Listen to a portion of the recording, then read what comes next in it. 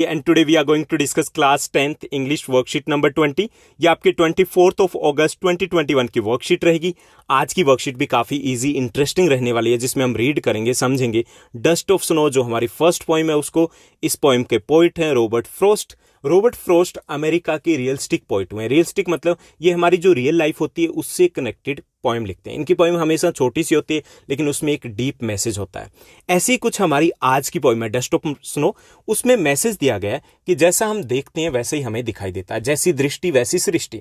अगर हम positive side देखेंगे हमें पॉजिटिव दिखाई देगा, अगर हम नेगेटिव साइड देखेंगे हमें नेगेटिव दिखाई देगा, और उसी के अकॉर्डिंग हमारा मूड बन जाता है। उसी के अकॉर्डिंग हम खुश होते हैं, उसी के अकॉर्डिंग हम अपसेट हो जाते हैं।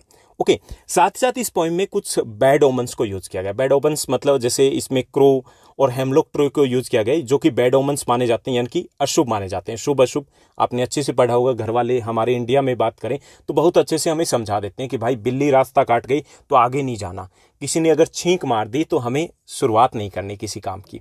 ऐसे ही आपने पढ़ा होगा या सुना होगा कि जैसे जिस बर्तन में खाना पकाया जाता है उस बर्तन में अगर आपने खाना खा लिया तो आपकी शादी में प्रॉब्लम होगी या फिर आंधी तूफान आएगा। ओके, बचपन में हम पंख रखा करते थे बुक में, ऐसा माना जाता था कि इससे स्टडी अच्छी होगी।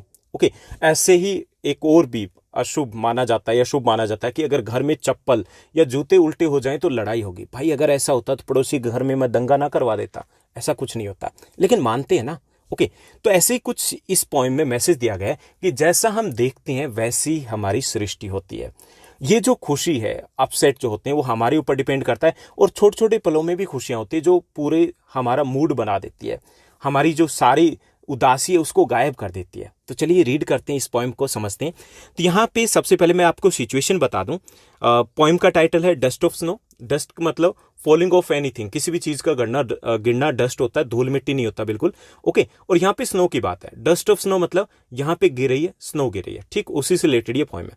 सिचुएशन क्या है, पोइट है वो अपसेट है। ओके, उसकी कोई पर्सनल प्रॉब्लम रही होगी, वो हमें नहीं पता, वो अपसेट है, वो कहीं पे जा रहा है, ही वॉज गोइंग समवेयर, और वो एक पेड़ है, हेमलॉक ट्री है, जिसको शुभ नहीं माना जाता, उसके नीचे से वो गुजर रहा है और उसके ऊपर डस्ट ऑफ स्नो गिर जाती है। क्या होता है चलिए रीड करते हैं।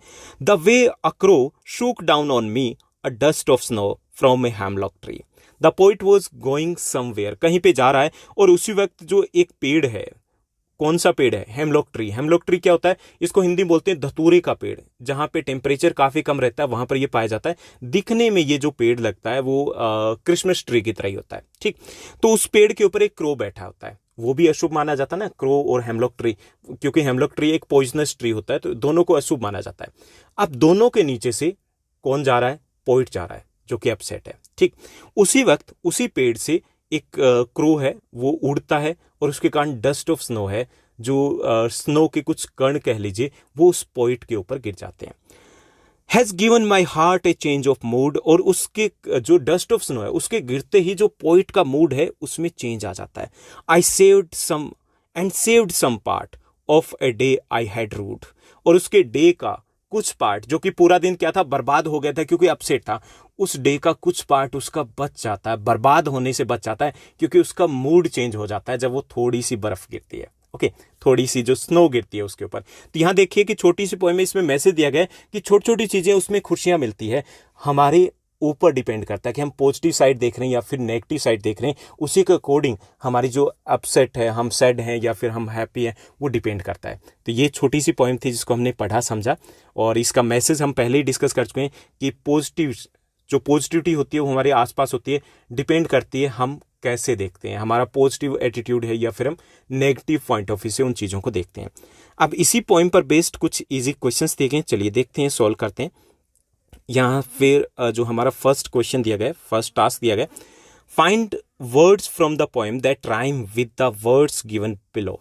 हमें कुछ राइमिंग वर्ड्स फाइंड आउट करने हैं। जैसे क्रो है तो यहाँ पे पोएम से ही फाइंड आउट करना है, crow snow, me tree, heart part, mood rude, RUED। Okay, इसकी प्रोनाउंसिएशन रूड रहेगी, ROOD की तरह ही रहेगी। Okay, mood rude. तो ये हो गए हमारी फर्स्ट एक्सरसाइज, फर्स्ट टास्क। उसके बाद दिया गया फाइंडिंग द राइमिंग स्कीम। जो राइम स्कीम है फाइंड आउट करते हैं, वो कैसे होते हैं, look at the last sound of the line and label every new ending sound with a new letter. Okay, then when the same sound occurs in the next line use the same letter. Okay, इसको rhyming जो scheme होती है उसको find out कैसे करना होता है, चलिए मैं आपको समझा देता हूं क्योंकि आपके काम आएगी। यहाँ पे देखिए, जैसे the way a crow, the way a crow, crow आ गया ना, तो इसको हम देंगे ए नाम। Okay, shook down on me, अब ये तो उससे मिलता जुलता नहीं है, तुकबंदी हमें देखनी है, तुकबंदी नहीं मिल रही ना, तो इसको हम नाम दे देंगे बी। उसके बाद थर्ड है the dust of snow, crow snow मिल रहा है तो इसको हम नाम दे देंगे ए। उसके बाद फ्रॉम हेमलॉक ट्री, ये बी से मिलता जुलता है, मी ट्री, तो इसको नाम दे देंगे बी। तो हमारी क्या होगी rhyming scheme, A B A B. अगर मान लीजिए यहाँ पे नेक्स्ट में कुछ अलग होता, सी होता, तो हम यहाँ पे ए बी ए सी ऐसी राइमिंग स्कीम हो जाती। ठीक, तो हमें लास्ट वर्ड जो है उसकी साउंड उसके ऊपर डिपेंड करता है कि ये क्या है, उसी के अकॉर्डिंग हम एक लेटर दे देते हैं, ए देते हैं, फिर बी देते हैं, उसके बाद नया आ जाए तो हम उसको सी देंगे, वरना उसी को रिपीट करेंगे, तो ये हमारी हो जाती है राइमिंग स्कीम। तो यहाँ पर फर्स्ट तो हमने कर लिया क्वेश्चन, सेकंड जो क्वेश्चन है उसको देखते हैं। सेकंड क्वेश्चन है look at the stanza first and try to find out the rhyme scheme of the above poem. इसकी राइम स्कीम है वो हमें फाइंड आउट करनी है। तो हमने ऊपर देखा है राइम स्कीम क्या है, ए बी राइम स्कीम रहेगी। ठीक, तो बी हमारा करेक्ट आंसर रहेगा। थर्ड है observe the given picture and gas the dust of snow is. Observe करना है पिक्चर को और हमें गैस करना है कि डस्ट ऑफ स्नो क्या है। फर्स्ट ऑप्शन दिया गया डस्ट मिक्स्ड विद स्नो, जो डस्ट है, धूल है, मिट्टी है, वो मिक्स्ड है किसके साथ, स्नो के साथ। Dropping of the crow, crow की जो ड्रॉपिंग्स है उसको डस्ट ऑफ स्नो कहा गया। Snowfall and dust storm, snowfall हो रहा है और डस्ट स्टॉर्म आता है, तूफान आता है, उसको डस्ट ऑफ स्नो कहा गया। और डी दिया गया tiny particles of snow, snow के छोटे छोटे पार्टिकल्स हैं उनको कहा गया, तो डी हमारा करेक्ट आंसर रहेगा। ठीक, करेक्ट। उसके बाद फोर्थ क्वेश्चन को देख लीजिए। फोर्थ क्वेश्चन है what characteristics of a hemlock tree is focused by the poet. Poet ने हेमलॉक ट्री को यहां पर लिया है, तो वो किसको सिंबलाइज करता है, ओके, किसका प्रतीक है। तो यहाँ पे फर्स्ट है अ फ्रूट बियरिंग ट्री, उसको दिखाया गया कि एक फ्रूट बियरिंग ट्री है जिसके फल लगते हैं। सेकंड है अ पॉइजनस ट्री है, जो जहरीला पेड़ है, उसके तौर पे इसको लिया गया, बैड ओमन के तौर पे लिया गया। थर्ड एक शेडी ट्री जिसके बहुत सारे पत्ते होते हैं, छायादार पेड़ है, या फिर अन ओल्ड ट्री के तौर पर लिया गया। तो इसमें बी हमारा करेक्ट आंसर रहेगा, एज ए पॉइजनस ट्री है, इसको सिंबलाइज किया गया इस पोएम में। उसके बाद फिफ्थ हमारा क्वेश्चन है, फिफ्थ क्वेश्चन को देखिए। फिफ्थ क्वेश्चन है द पोइट सेज, पोइट कहता है of a day I had rued, what is the meaning of rued. यहाँ पे रूट जो वर्ड है उसका मीनिंग क्या है। फर्स्ट है एंजॉयड, कि डे जो मैंने एंजॉय किया। हेल्ड इन रिग्रेट, जिसमें वो अपसेट रहते हैं, मतलब पछतावा होता है, कोई टेंशन होती है। सी दिया गया रूल्ड, जिसपे शासन किया। और डी है कंकर्ड, जो विजित होता है। तो इसमें बी आपका करेक्ट आंसर रहेगा, हेल्ड इन रिग्रेट, यानी कि जिसपे पछतावा था। ओके, रूड मतलब पछतावा, या फिर जिसको लेकर के वो अपसेट थे, जो डे जो उसने बर्बाद कर दिया था। ओके, तो बी हमारा करेक्ट आंसर रहेगा। इसमें फर्स्ट जो हमारा क्वेश्चन था उसके आंसर मैंने रिटन में भी दिए ताकि आपको प्रॉब्लम ना हो। जैसे फाइंड आउट क्या करना था, हमें राइमिंग वर्ड फाइंड आउट करने थे।